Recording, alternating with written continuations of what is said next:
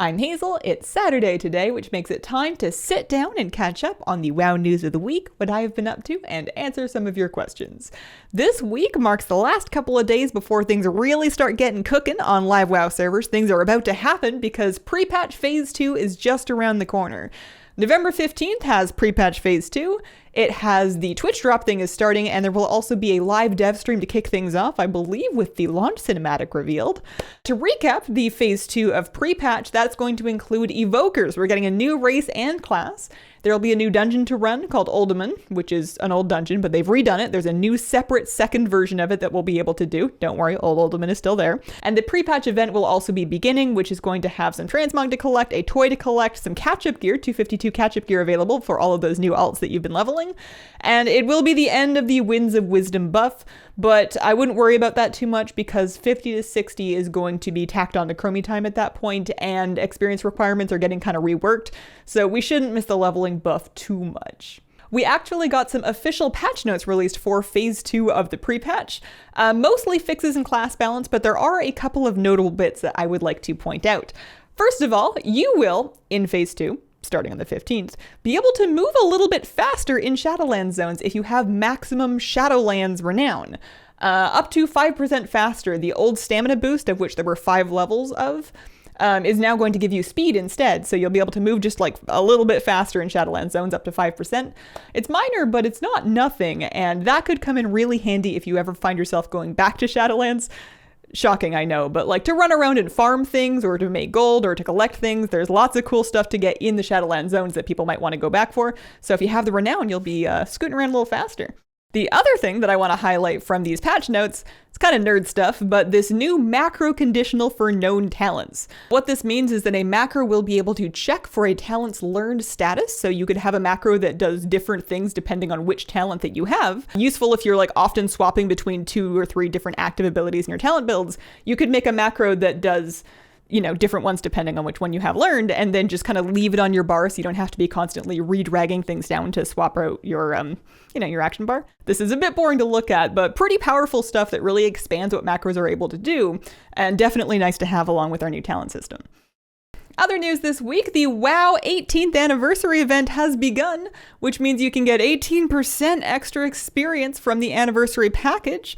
Some of us have been leveling with the 18% extra from the anniversary, plus a Darkmoon Fair buff, plus Winds of Wisdom buff. It's been going pretty zippy. Doomwalker and the Emerald Dragon bosses are also back. They will be dropping 272 gear. It's been scaled up.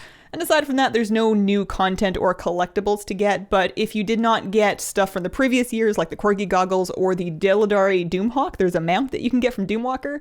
The Doomhawk mount and the trophy from killing Doomwalker are now both guaranteed drop rates. They weren't always, but they are now.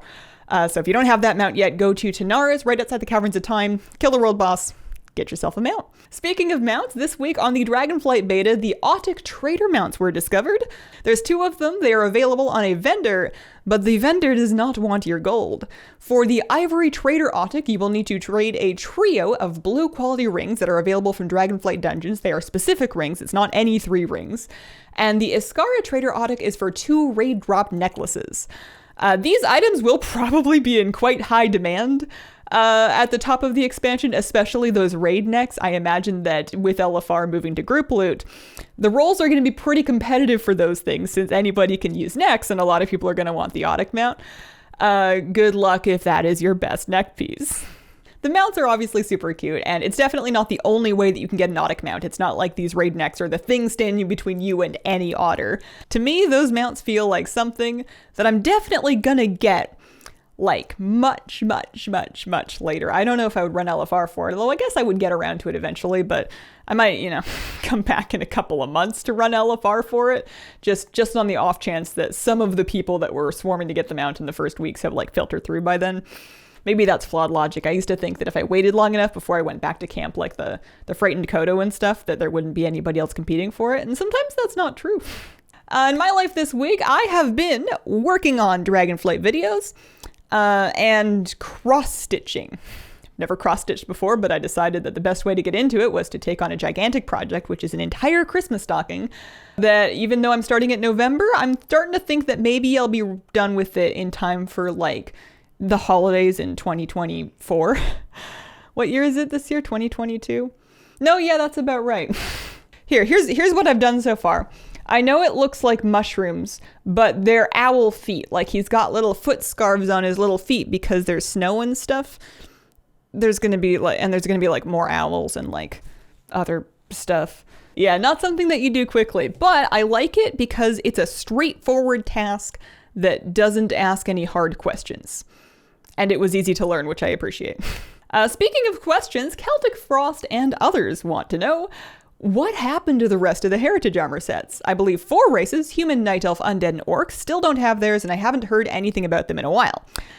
So yeah, they've kind of been left in the dust a little bit, along with a couple other things, huh?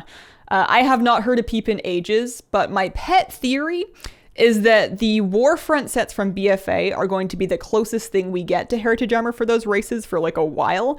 They aren't technically Heritage Armor, but they are heavily themed towards those races. The Darkshore sets are very Night Elf and Undead themed, and then the Arathi stuff looks more Orc and Human, and there's a set for each different armor type. So I wonder if maybe they used up all of their ideas for racial armor on those for a while, and now they're just like busy and it doesn't look like they're getting back to it anytime soon. I don't know. I'm just making stuff up, but it sounds plausible, right? And then Jeremy asks, I think I'm a hoarder, not hoarder. My bank is still full of tabards and old gear that I'm sure is all in appearances and transmog. Should I just sell and dump it all? So what I would do, just to double, triple check, just in case, is use an add-on such as Can I Mog It, which I'll spotlight. It's an excellent add-on. It will show you whether or not you have an appearance in your appearance journal on the item icon with either a blue check mark saying that you have it, a orange X means that you do not have it, but you could equip it and learn it, and then this yellow looking thingy is you need to learn it, but you can't do it on that armor type.